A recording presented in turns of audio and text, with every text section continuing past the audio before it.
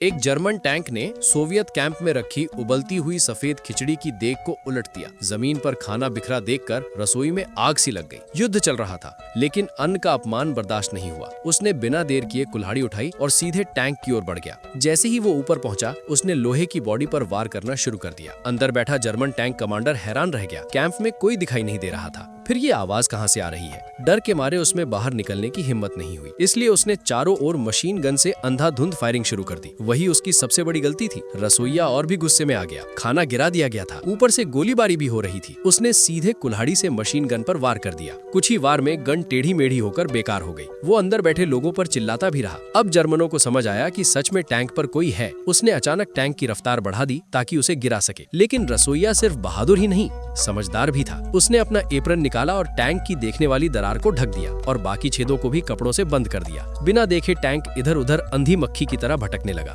और आखिरकार वो एक गड्ढे में जा गिरा। रसोइया नीचे उतर गया। गड्ढे में धमाका हुआ और गुस्से में वो फिर से टैंक पर कुल्हाड़ी बरसाने लगा। वो चिल्लाने भी लगा, इसे आग लगा दो, अंदर वालों को मार दो। उसने ऐसा माहौल बना दिया कि पूरी पलटन ने टैंक को घेर लिया हो। अंदर बैठे जर्मन डर गए। उन्हें लगा कि सोवियत सैनिकों ने चारों ओर से टैंक को घेर लिया है। टैंक में मरने से बेहतर था आत्मसमर्पण करना। उन्होंने अपने हथियार बाहर फेंक दिए। रसोइये ने तुरंत मशीन गन अपने हाथ में ले ली और बाकी हथियार भी बाहर निकाल लिए। जब टैंक कमांडर बाहर आया और देखा कि सामने सिर्फ एक रसोइया खड़ा है, तो उसके होश उड़ गए। कुछ देर बाद सोवियत सैनिक लौट आए। ये दृश्य देखकर वे भी हैरान रह गए। गर्म खाना तैयार था, एक जर्मन टैंक कब्जे में था और दुश्मन कैदी बनकर खड़ा था। मुस्कुराता हुआ रसोइया सबको देख रहा था। ये कहानी एक सच्ची घटना पर आधारित है। उस बहादुर रसोइये का नाम इवान सेरेडा था।